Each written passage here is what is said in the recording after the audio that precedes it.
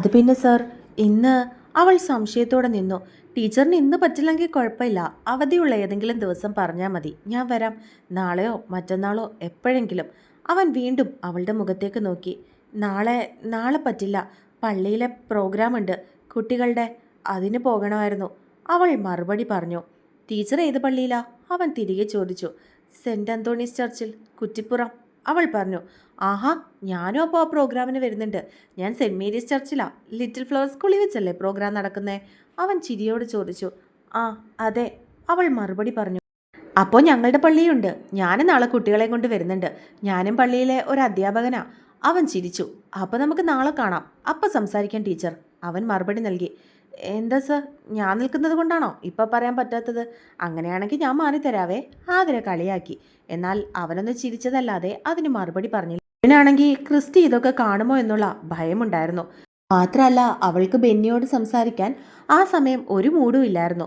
എങ്ങനെയെങ്കിലും ഒന്ന് അവിടുന്ന് മാറിയാൽ മതി എന്നവൾക്ക് തോന്നി. അവൾ പെട്ടെന്ന് അവിടെ നിന്നും എഴുന്നേറ്റു. ടീച്ചർ പോകുവാണോ? ഞാൻ പറഞ്ഞത് ദേഷ്യമായോ? ബെന്നി അവൾ എഴുന്നേറ്റ് പോകുന്നത് കണ്ട് ചോദിച്ചു. ഏയ് ഇല്ല സർ, ഞാൻ ടോയ്ലറ്റിൽ വരെ. അതും പറഞ്ഞ് അവൾ അവിടെ നിന്നും നടന്നു. സ്റ്റാഫ് റൂമിൽ നിന്നും ഇറങ്ങിയതും വാതിലിൽ ആരെയോ തട്ടി അവൾ നിന്നു. പരിചിതമായ സാന്നിധ്യം അറിഞ്ഞതും അവൾ തല ഉയർത്തിയൊന്ന് നോക്കി. ക്രിസ്റ്റിയെ കണ്ടതും അവളുടെ ഹൃദയമിടിപ്പ് കൂടി. അവനിപ്പോ വന്നതാണോ, നേരത്തെ നിൽപ്പുണ്ടായിരുന്നോ എന്നൊരു നിമിഷം അവൾ ചിന്തിച്ചു. ആതിരയും ബെന്നിയും അവളും മാത്രമേ ആ നിമിഷം സ്റ്റാഫ് റൂമിൽ ഉണ്ടായിരുന്നുള്ളൂ. ബാക്കിയുള്ള എല്ലാവരും തിരികെ ക്ലാസ്സിലേക്ക് പോയിരുന്നു. ബെന്നി അവിടെ നിൽക്കുന്നത് കണ്ടതും ക്രിസ്റ്റി മുഷ്ടി ചുരുട്ടി. പെട്ടെന്ന് അവനിലുണ്ടായ ഭാവം കണ്ട് അവളൊന്ന് പേടിച്ചു. സംശയത്തോടെ ക്രിസ്റ്റിയും ബെന്നിയെ നോക്കി. ആതിരയും ബെന്നിയും പെട്ടെന്ന് അവനെ നോക്കി ചിരിച്ചു. Good evening sir. ബെന്നിയും ആതിരയും ഒരേ സ്വരത്തോടെ അവനെ നോക്കി പറഞ്ഞു. നിങ്ങൾക്ക് രണ്ടുപേർക്കും ഈ പീരീഡ് ക്ലാസ് ഇല്ലേ? അവൻ സംശയത്തോടെ അവരോട് ചോദിച്ചു. ആതിര മിസ്സിന് ക്ലാസ് ഇല്ല സർ, എനിക്ക് 2ാം ക്ലാസ്സിലേക്കുണ്ട്. അവൻ പെട്ടെന്ന് ക്രിസ്റ്റിയെ നോക്കി മറുപടി പറഞ്ഞു. സമയത്തിന് ക്ലാസ്സിലേക്ക് പോകണമെന്ന് അറിയില്ലേ സാറിന്? അവൻ കുറച്ച് കടുപ്പിച്ച് ബെന്നിയോട് പറഞ്ഞു. Sorry sir. അതും പറഞ്ഞ് ബെന്നി ബുക്കും എടുത്തുകൊണ്ട് അവിടെ നിന്നും പോയി. ഋഷു അവിടെ തന്നെ നിൽക്കുകയായിരുന്നു. അവനെ കണ്ടതും ആതിര പേടിയോടെ തൻ്റെ സീറ്റിലേക്ക് പോയിരുന്നു. അവൻ ഋഷുവിൻ്റെ മുഖത്തേക്ക് ദേഷ്യത്തോടെ നോക്കി. എന്നാൽ അവൾ അവനെ മൈൻഡ് ചെയ്യാതെ നിൽക്കുകയായിരുന്നു. അവളെ ഒന്നും കൂടി ഒന്ന് നോക്കിയതിന് ശേഷം ക്രിസ്റ്റി ഒന്നും മിണ്ടാതെ അവിടെ നിന്നും പോയിരുന്നു. അവൻ പോയെന്നുറപ്പായതും അവൾ ആതിരയുടെ അടുത്തേക്ക് ചെന്നു. എൻ്റെ നല്ല ജീവനങ്ങ് സ്വർഗത്തിലെത്തി. അവളെ കണ്ടതും ആതിര നെഞ്ചിൽ കൈവച്ചുകൊണ്ട് പറഞ്ഞു. എന്നാൽ അതിന് അവൾ ഒന്നും മറുപടി പറഞ്ഞില്ല. ഞാൻ വാഷ്റൂമിൽ വരുന്നു, പോയിട്ട് വരാം. അതും പറഞ്ഞ് വീണ്ടും അവിടെ നിന്നും അവൾ ഇറങ്ങി. പിന്നെ ബാത്റൂമിലേക്ക് നടന്നു. അവൾ കുറച്ച് നടന്നതും ഒരു കൈ അവളെ പിടിച്ചിരുന്നു. അവൾ പെട്ടെന്ന് ഞെട്ടിപ്പോയി. അവൻ അവളെ വലിച്ച് ഭിത്തിയോട് ചേർത്തു. പിന്നെ ചുറ്റിനും വന്ന് നോക്കിയിട്ട് അവളെ നോക്കി. ശിവും സംശയത്തോടെ ക്രിസ്റ്റിയുടെ മുഖത്തേക്ക് നോക്കിയായിരുന്നു. എന്താ സർ, എന്താ വേണ്ടത്? അവൾ അവൻ്റെ കയ്യിൽ നിന്നും തൻ്റെ കൈകൾ വിടിയിക്കാൻ ശ്രമിച്ചു. അവൻ എന്താ നിന്നോട് സംസാരിച്ചുകൊണ്ട് നിന്നത്? അവൻ കുറച്ച് കടുപ്പിച്ച് ചോദിച്ചു. ഒരു സ്ഥാപനത്തിൽ വർക്ക് ചെയ്യുന്നവർ തമ്മിൽ പലതും സംസാരിക്കും. മിണ്ടാതെ മൂങ്ങിയെപ്പോലെ ഇരിക്കാനല്ലല്ലോ ഇങ്ങോട്ടേക്ക് വരുന്നത്. അതൊക്കെ ഞാൻ സാറിനെ വന്ന് ബോധിപ്പിക്കണമെന്ന് നിർബന്ധമുണ്ടോ? അവളും ദേഷ്യത്തോടെ ചോദിച്ചു. നിനക്ക് കുറച്ച് സംസാരം കൂടുന്നുണ്ട്. ഒരിക്കൽ ഞാൻ ഇതൊക്കെ നിർത്തിക്കും, കേട്ടല്ലോ. എന്നോട് തർക്കുത്തരം കൂടുതൽ പറഞ്ഞ് പഠിക്കല്ലേ നീ. നിന്റെ മമ്മിയോടും പപ്പയോടും ആങ്ങളയോടും സംസാരിക്കുന്നത് പോലെ എന്നോട് സംസാരിക്കാൻ നീ വരരുത്. അത് നിന്റെ നല്ലതിനായിരിക്കില്ല മോളെ. അവൻ താക്കീതോടുകൂടി അവളോട് പറഞ്ഞു. അങ്ങനെ മറ്റുള്ളവരെ പേടിച്ച് ജീവിക്കേണ്ട കാര്യം എനിക്കില്ല സാർ. ഞാൻ ഇവിടെ ജോലിക്കായിട്ട് വരുന്നുണ്ടെങ്കിൽ അതിനുള്ള ശമ്പളവും സാർ എനിക്ക് തരുന്നുണ്ട്. അതിനപ്പുറം എൻ്റെ കാര്യത്തിൽ ഇടപെടേണ്ട കാര്യമുണ്ടെന്ന് തോന്നുന്നില്ല. അവളും തിരികെ അവനോട് പറഞ്ഞു. എടി, അവൾ പറയുന്നത് കേട്ടിട്ട് അവന് ദേഷ്യം വന്നു. അവൻ അവളുടെ കൈത്തണ്ടയിൽ പിടിച്ച് അവൻ്റെ അടുത്തേക്ക് അടുപ്പിച്ചു. എന്നാൽ അപ്പോഴേക്കും കുറച്ച് കുട്ടികൾ സംസാരിച്ചു വരുന്നത് അവൻ കേട്ടിരുന്നു. അത് കേട്ടതും അവൾ പെട്ടെന്ന് അവളുടെ കയ്യിലുണ്ടായിരുന്ന പിടിവിട്ടു. അവൾ അവനെ ഒന്ന് നോക്കിയതിനു ശേഷം സ്റ്റെപ്പ് ഇറങ്ങി താഴേക്ക് പോയി. Good evening sir. ആ കുട്ടികൾ അവൻ്റെ അടുത്തേക്ക് എത്തിയതും അവനെ നോക്കി പുഞ്ചിരിച്ചുകൊണ്ട് പറഞ്ഞു. Good evening. അവനും പെട്ടെന്ന് അവർക്ക് സംശയം തോന്നാത്ത വിധം അവരെ നോക്കി മറുപടി പറഞ്ഞു. ക്രിസ്റ്റിയുടെ അടുത്തു നിന്നും ഓടിയിറങ്ങിയ ഋഷു ബാത്റൂമിൽ പോയിട്ടാണ് നിന്നത്. മനസ്സിലുണ്ടായിരുന്ന സങ്കടവും ദേഷ്യവും ഒക്കെ കണ്ണുനീരിലൂടെ അവൾ പുറത്തു വന്നു. എങ്കിലും തോറ്റുകൊടുക്കാൻ അവൾക്ക് മനസ്സില്ലായിരുന്നു. നിറഞ്ഞു വന്ന കണ്ണുനീരിനെ കൈകൾ കൊണ്ട് തുടച്ചതിന് ശേഷം അവൾ ബാത്റൂമിലേക്ക് കയറി. കാന്താരി, നിനക്ക് ഞാൻ വെച്ചിട്ടുണ്ട്. നിന്റെ എരിവൊക്കെ ഞാൻ നിർത്തുന്നുണ്ട്. അവൻ സ്വയം പറഞ്ഞുകൊണ്ട് ഓഫീസിലേക്കും നടന്നു. അടുത്ത പീരീഡ് ഋഷുവിന് ക്ലാസ് എടുക്കേണ്ടതുകൊണ്ട് അവൾ തിരികെ ക്ലാസ്സിലേക്ക് പോയിരുന്നു. ബെന്നി സ്റ്റാഫ് റൂമിലേക്ക് വന്നതും അവളെ അവിടെങ്ങും കണ്ടിരുന്നില്ല. ആതിരയെ കണ്ടതും അവൻ ആതിരയുടെ അടുത്തേക്ക് ചെന്നു. ക്രിസ്റ്റി സാർ നിങ്ങളോട് എന്തെങ്കിലും പറഞ്ഞോ? നമ്മൾ കൂടി നിന്ന് സംസാരിക്കുന്ന സാർ കണ്ടു എന്ന് തോന്നുന്നു. കരുതിയത് വഴക്ക് പറയുമെന്നാ. അവൻ ആതിരയുടെ മുഖത്തേക്ക് നോക്കി. ഇവിടെ പ്രത്യേകിച്ചൊന്നും പറഞ്ഞില്ല. അല്ല, സാർ എന്താ അവളോട് സംസാരിക്കാനുണ്ടെന്ന് പറഞ്ഞത്? മനസ്സിലുള്ള ഇഷ്ടം അവളോട് തുറന്നു പറയാൻ പോകുവാണോ? ആതിര ചിരിച്ചുകൊണ്ട് അവനെ നോക്കി ചോദിച്ചു. ആതിര മിസ് തന്നെയല്ലേ എന്നോട് പറഞ്ഞത് മനസ്സിൽ അങ്ങനെ എന്തെങ്കിലും ഇഷ്ടമുണ്ടെങ്കിൽ ഉടനെ തന്നെ ഋഷിക ടീച്ചറിനോട് പറയണമെന്ന്. വീട്ടിൽ ചെന്നപ്പോൾ ഞാനും അതിനെപ്പറ്റി നന്നായിട്ട് ആലോചിച്ചു.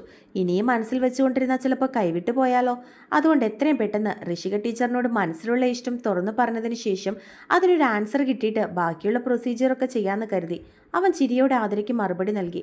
അവളോട് പറയുന്നതിനേക്കാൾ നല്ലത് നേരിട്ട് അവളുടെ വീട്ടിൽ പോയി സംസാരിക്കുന്നതല്ലേ സർ? ആതിര തിരികെ അവനോട് ചോദിച്ചു. ഏയ്, അത് മോശമല്ലേ? ഋഷിക ടീച്ചറിന്റെ മനസ്സിൽ എന്താണെന്നറിയാതെ അങ്ങനെ ഒരു നീക്കം നടത്തുന്നതുകൊണ്ട് അർത്ഥമുണ്ടെന്ന് തോന്നുന്നില്ല. ഫാമിലിക്കല്ലല്ലോ എന്നെ ഇഷ്ടപ്പെടേണ്ടത്, ഋഷിക ടീച്ചറിനല്ലേ. അപ്പോൾ ആദ്യം ടീച്ചറിനോട് സംസാരിച്ച ഒരു ഉത്തരം കിട്ടിയിട്ട് അവൻ ബാക്കി പറയാതെ അവരുടെ മുഖത്തേക്ക് നോക്കി ചിരിച്ചു. സാർ പറഞ്ഞത് ശരിയാ, ആദ്യം അവളുടെ മനസ്സിൽ എന്താണെന്ന് അറിയേണ്ടത്. പക്ഷെ സാറിന് അതിനെപ്പറ്റി സംസാരിക്കാൻ അവൾ നിന്ന് തരുമെന്ന് എനിക്ക് തോന്നുന്നില്ല. ആതിര പുഞ്ചിരിച്ചുകൊണ്ട് അവൻ്റെ മുഖത്തേക്ക് നോക്കി. ഞാനും അതുതന്നെ ആലോചിക്കുന്നേ. നാളെ ഞങ്ങൾക്ക് എല്ലാവർക്കും ആ സ്കൂളിൽ വെച്ച് പ്രോഗ്രാം നടക്കുന്നതല്ലേ. ഋഷിക ടീച്ചർ അതിന് പോകുന്നല്ലേ പറഞ്ഞത്. അവസരം കിട്ടുകയാണെങ്കിൽ നാളെ അവിടെ വെച്ച് എൻ്റെ മനസ്സിലുള്ളത് തുറന്നു പറയാമെന്നാണ് ഞാൻ കരുതുന്നത്. ആതിരയെ നോക്കി പറഞ്ഞതും ആതിരയ്ക്കും അത് ശരിയാണെന്ന് തോന്നി. അന്ന് വൈകിട്ട് ക്രിസ്റ്റിയോടൊപ്പം തിരികെ പോകണമെന്ന് പേടിച്ച് ഋഷു റോഷനെ വിളിച്ചു വരുത്തിയിരുന്നു. എങ്ങനെയെങ്കിലും അവനിൽ നിന്നും രക്ഷപ്പെട്ട് നടക്കാമെന്നാണ് അവൾ കരുതിയത്. ഋഷു വിളിച്ച് പറഞ്ഞത് പ്രകാരം റോഷൻ അവളെ കാത്ത് നിൽപ്പുണ്ടായിരുന്നു. എന്നാൽ റോഷൻ വരുന്നത് ക്രിസ്റ്റിയൊട്ട് അറിഞ്ഞിട്ടുണ്ടായിരുന്നില്ല. തൻ്റെ വണ്ടി എടുക്കാൻ പാർക്കിങ്ങിലേക്ക് വന്ന ക്രിസ്റ്റി കാണുന്നത് ഋഷുവിനെ കാത്തു നിൽക്കുന്ന റോഷനെയാണ്. നീ എന്താണ് ഇവിടെ നിൽക്കുന്നേ? അവനെ കണ്ടതും ക്രിസ്റ്റി സംശയത്തോടെ അവനോട് ചോദിച്ചു. ഞാൻ ഇറങ്ങാൻ നേരം അവൾ വിളിച്ചത്. ഇവിടേക്ക് വന്ന് അവളെയും കൂടി കൂട്ടിക്കൊണ്ട് പോകണമെന്ന് പറഞ്ഞു. അവൾക്കെന്തോ ഷോപ്പിംഗ് ഉണ്ടത്രേ. നിന്നോട് അവൾ പറഞ്ഞില്ലായിരുന്നോ? ഞാൻ കരുതി നിന്നോട് പറഞ്ഞിട്ടാകും എന്നെ വിളിക്കുന്നതെന്ന് റോഷൻ തിരികെ അവനോട് പറഞ്ഞു. അത് കേട്ട് ക്രിസ്റ്റിക്ക് മനസ്സിൽ ചെറിയൊരു കുശുമ്പും ദേഷ്യവും ഒക്കെ തോന്നി. എന്നോട് പറയാതെ അവൾ സ്വയം അങ്ങനെ ഒരു തീരുമാനമെടുത്തതിൽ അവന് പരിഭവം തോന്നി. ഇല്ലടാ, എന്നോടൊന്നും പറഞ്ഞില്ല. ഓൾറെഡി ഞാൻ അവളോട് പറഞ്ഞതാ ഇനി മുതൽ എൻ്റെ കൂടെയാണ് അവൾ വരുന്നതും പോകുന്നതും എന്ന്. പക്ഷെ ഇന്ന് നിന്നെ വിളിച്ചു പോകുന്ന കാര്യമൊന്നും ഞാൻ അറിഞ്ഞില്ല.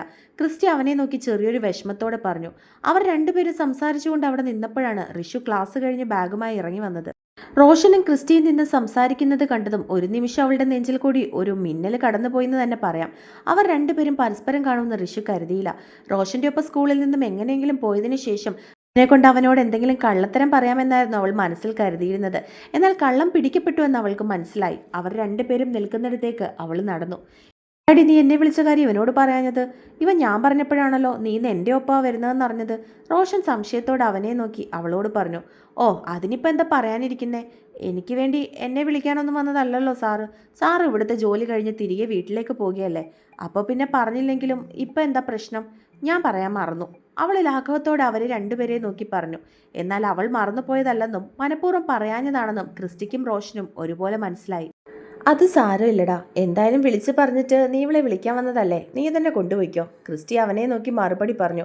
അത് കേട്ടതും റോഷൻ അവളുടെ മുഖത്തേക്ക് നോക്കി. എന്നാൽ അവൾ അവരെ രണ്ടുപേരെയും നോക്കാതെ കൈകൾ രണ്ടും മാറിൽ കെട്ടി എങ്ങോട്ടോ നോക്കിക്കൊണ്ട് നിൽക്കുകയായിരുന്നു. എങ്കിൽ പിന്നെ കാറിലോട്ട് കയറിക്കോ. റോഷൻ അവളോട് പറഞ്ഞതും അവൾ തലയാട്ടിക്കൊണ്ട് കോ ഡ്രൈവർ സീറ്റിലേക്ക് കയറി. അവൾ ഡോറ് തുറന്ന് അകത്തേക്ക് കയറുന്നതും മറ്റും ക്രിസ്റ്റി നോക്കിക്കൊണ്ട് നിൽക്കുകയായിരുന്നു. റോഷനാണെങ്കിൽ രണ്ടുപേരുടെയും കാര്യങ്ങൾ കണ്ട് ചിരി വരുന്നുണ്ടായിരുന്നു. എന്തുവാടേ ഇതൊക്കെ? ഇതൊക്കെ എവിടെ ചെന്ന് അവസാനിക്കൂടാ? റോഷൻ കൈകൊണ്ട് അവനെ നോക്കി ആക്ഷൻ കാണിച്ചു പറഞ്ഞു. ഇരു സൈഡിലും മിറർ ഇട്ടിരിക്കുന്നത് കൊണ്ട് തന്നെ അവർ രണ്ടുപേരും സംസാരിക്കുന്ന എന്താണെന്ന് അവൾക്ക് കേൾക്കാൻ കഴിയില്ലായിരുന്നു. ഇത് അവസാനിക്കാൻ പോകുന്നത് ദോ ആ മുഖവും വീർപ്പിച്ചിരിക്കുന്നവളില്ലേ, നിന്റെ പെങ്ങള്. അവള് വയറും വീർപ്പിച്ച് എൻ്റെ വീട്ടിൽ നിൽക്കുമ്പോൾ ആയിരിക്കും. അതുകൊണ്ട് ആങ്ങളെ പെങ്ങൾക്കൊന്ന് ക്ലാസ് എടുത്ത് കൊടുത്തേക്ക്. കൂടുതൽ വിളച്ചിൽ കാണിച്ചാ അത് ഉടനെ സംഭവിക്കുമെന്ന് ക്രിസ്റ്റി അവനെ നോക്കി പറഞ്ഞതും റോഷന് ചിരി വന്നു. അളിയൻ്റെ മുഖത്ത് നോക്കി ഇങ്ങനെയൊക്കെ പറയാൻ നിനക്ക് നാണമില്ലേ? റോഷൻ മൂക്കിൽ വിരൽ വെച്ചു. ഈ ക്രിസ്റ്റി ഒട്ടും നാണോ ഉളുപ്പും ഇല്ലാത്തവനാണെന്ന് നിന്റെ പെങ്ങളും അറിയാൻ കിടക്കുന്നതേ ഉള്ളൂ. അവൻ വീണ്ടും പറഞ്ഞു. ശരിയടാ, എങ്കിൽ ഞാനങ്ങോട്ട്. റോഷൻ ചിരിച്ചു. പോയിട്ട് വാ. നാളെ അവളെ എൻ്റെ കയ്യിൽ കിട്ടും. ഇന്നിപ്പോൾ അവൾ കാണിച്ചതിനുള്ള ശിക്ഷ ഞാൻ നാളെ കൊടുത്തോളാം. അവൻ വീണ്ടും പറഞ്ഞതും റോഷൻ അവനെ നോക്കി ചിരിയോടെ തലയാട്ടിക്കൊണ്ട് കാറിലേക്ക് കയറാനായി തുടങ്ങി.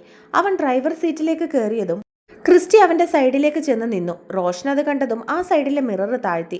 ക്രിസ്റ്റി ഇരു സൈഡിലും കൈകൾ ഊന്നി കുനിഞ്ഞു. ഷോപ്പിംഗ് ഒക്കെ നല്ലതായി തന്നെ നടത്തണ്ടേ. പോകുന്ന വഴി പെങ്ങൾക്കൊരു ബൂസ്റ്റ് വാങ്ങിച്ചു കൊടുത്തേക്ക്, ഇല്ലെങ്കിൽ ചിലപ്പോൾ താങ്ങിയെന്ന് വരില്ല. അവൻ അവളെ ഒന്ന് നോക്കിക്കൊണ്ട് റോഷനോട് കടുപ്പിച്ച് പറഞ്ഞു. അത് ഞാൻ അവളെന്തോ തിരികെ പറയാനായി കൈ ചൂണ്ടിയതും റോഷൻ പെട്ടെന്ന് അവളുടെ വാ പൊത്തിപ്പിടിച്ചു. ശരിയടാ, അത്രയും പറഞ്ഞ് ക്രിസ്റ്റി ചിരിച്ചുകൊണ്ട് കാറിന്റെ സൈഡിൽ നിന്നും മാറി. റോഷൻ മിറർ ഇട്ടുകൊണ്ട് കാർ എടുത്തു. ചാച്ചൻ എന്തിനാ എൻ്റെ വാ പൊത്തിപ്പിടിച്ചത്? അങ്ങേര് പറഞ്ഞതിൻ്റെ അർത്ഥം എന്താ? അത് അങ്ങേര് എന്നെ ആക്കിയതല്ലേ. അങ്ങേർക്ക് എന്താ എന്നെ കാണുമ്പോൾ ഇത്ര ചോർച്ചില്? എന്നോട് മാത്രമേ ഉള്ളൂ കടുവയ്ക്ക് ഈ കടി. അവൾ ദേഷ്യത്തോടെ അവനോട് പറഞ്ഞു.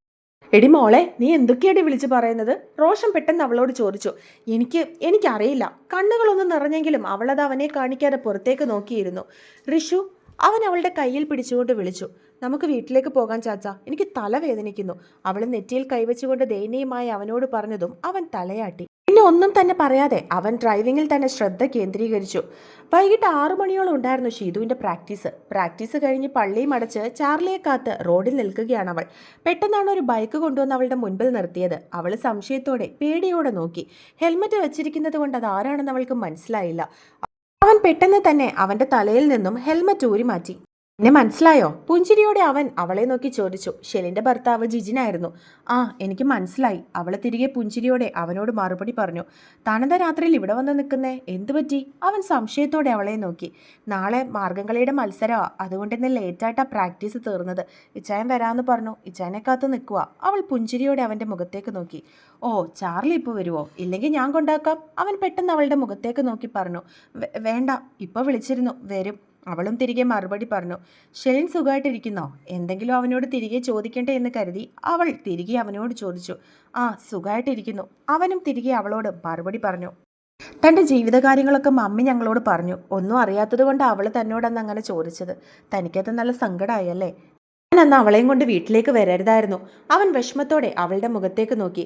ഏയ്, അതൊന്നും സാരമില്ല. അവൾക്കൊന്നും അറിയാത്തത് കൊണ്ടല്ലേ അവളന്ന് അങ്ങനെയൊക്കെ പറഞ്ഞത്. ഞാനതൊക്കെ അന്നേ തന്നെ വിട്ടുകളഞ്ഞു.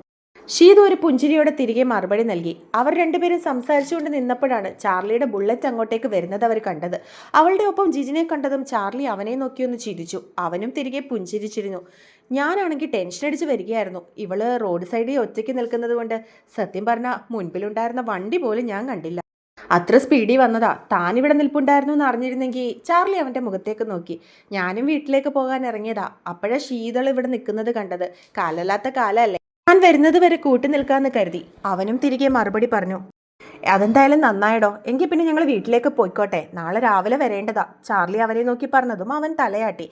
ഗീതവും മൗനമായി അവനോട് യാത്ര പറഞ്ഞതിന് ശേഷം ചാർലിയുടെ പുറകിലേക്ക് കയറി. അവർ ഇരുവരും പോകുന്നത് ജിജിൻ നോക്കി നിന്നു.